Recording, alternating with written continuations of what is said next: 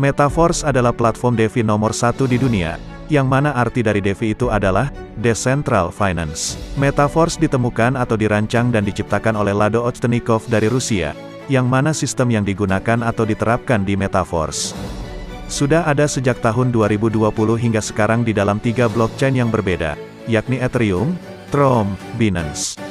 Dan terbukti masih berjalan hingga sekarang dan masih menghasilkan bagi mereka yang menjalankan bisnisnya. Selanjutnya kita akan membahas apa itu DeFi. DeFi menggunakan teknologi blockchain serta cryptocurrency yang menghapus adanya perantara saat bertransaksi, ungkap Mike Edwards, seorang CEO perusahaan investasi DeFi kedua di Inggris bernama Dispersion. Ada aktor di tengah itu membuat aktivitas berjalan menjadi lebih cepat, murah, efisien serta aman. DeFi dibangun di atas Ethereum, sebuah platform kripto nomor 2 terbesar di dunia.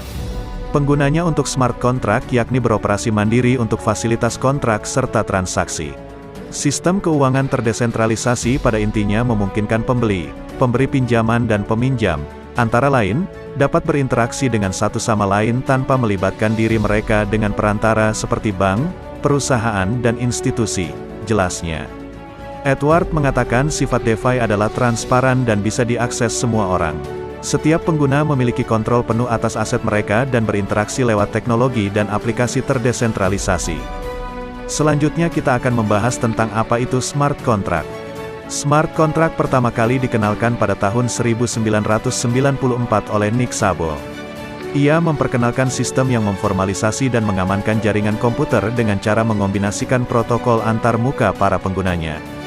Szabo adalah ilmuwan komputer yang memperkenalkan Bitgold pada tahun 1998, 10 tahun sebelum diluncurkannya Bitcoin. Dia juga menginisiasi ide dibuatnya sistem pembayaran yang mengombinasikan produk sekuritas dan pasar derivatif dalam format beragam.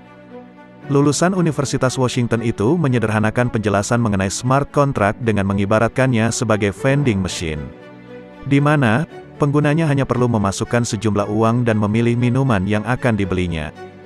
Jika jumlah uangnya telah diterima, maka pengguna akan mendapatkan minuman yang diinginkannya dari mesin tersebut. Saat ini smart contract telah menjadi salah satu tipe dari Ethereum. Penggunaan kontrak pintar ini memungkinkan identitas yang anonim dan orang-orang asing tetap bisa melakukan transaksi yang kredibel tanpa supervisi otoritas maupun sistem hukum. Ia meramalkan di masa depan kontrak digital akan menggantikan kontrak fisik yang dinilainya boros sumber daya. Kini, smart contract yang diinisiasi olehnya bahkan diprediksi akan menjadi kunci revolusi jasa keuangan di masa depan. Sifat otonom dari smart contract membuatnya seperti program yang berjalan sendiri. Ia menjalankan program yang dirancang untuknya jika semua persyaratan terpenuhi, tidak peduli siapapun yang telah mengaksesnya. Dengan kata lain, kontrak dibuat bukan atas dasar percaya melainkan atas dasar terpenuhinya semua persyaratan yang telah terprogram. Jika kamu sulit percaya pada orang lain, tentu smart contract cocok untukmu. Dari penjelasan mengenai smart contract di atas maka dapat disimpulkan bahwa sistem force tidak akan dapat dirubah oleh siapapun, termasuk pencipta programnya, dan tidak ada bertentangan dengan hukum dari negara manapun, karena adil dan transparan. Selanjutnya kita akan membahas mengenai blockchain yang digunakan oleh Metaverse yakni blockchain jaringan Polygon. Pada dasarnya, Polygon Matic adalah suatu protokol terdesentralisasi yang bertujuan membangun dan menghubungkan sejumlah jaringan blockchain yang punya kesesuaian dengan Ethereum. Protokol ini juga sering disebut Ethereum's Internet of Blockchain. Adapun protokol ini pertama dirilis di India, tepatnya pada tahun 2017 silam. Pada mulanya, Polygon disebut sebagai jaringan Matic, yang dirancang oleh sejumlah pengembang Ethereum, antara lain, Jayanti Kanani, Sandeep Nailwal, Anurag Arjun. Saat ini, Polygon sendiri mulai dilirik oleh banyak DeFi dan dApps sebagai protokol yang dapat membantu perkembangan produk mereka. Diketahui, telah ada lebih dari 80 dApps yang dibangun dengan Polygon hingga Agustus tahun 2021 lalu. Inilah beberapa dApps yang menggunakan Polygon.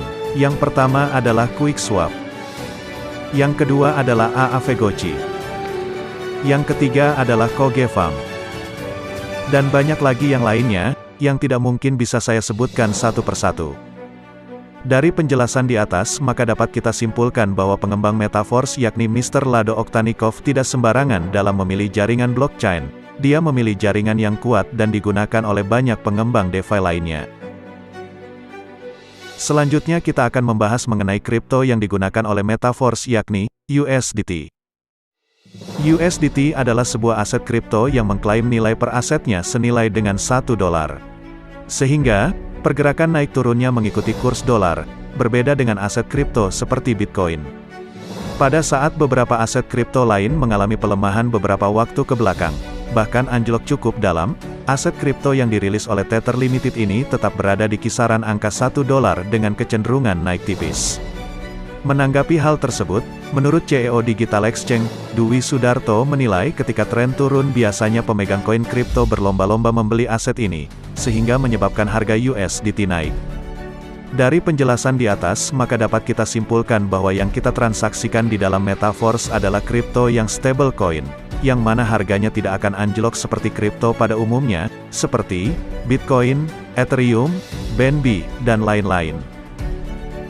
Sekian dulu video kali ini, semoga bisa menjadi bahan pertimbangan kalian dalam memilih bisnis yang jangka panjang. Pada video selanjutnya, kita akan membahas mengenai fitur-fitur yang ada di Metaverse. Terima kasih sudah menonton video kami. Bergabunglah bersama kami di Metaverse. Ingat Force, ingat Power Team. Ingat Power Team, ingat Mitra Sultan. Sampai jumpa di video berikutnya. Thank you. Sampai jumpa. 1, 2, 3. Ingat bos, ingat Power Team. Meluas tanpa batas. Luas tanpa batas.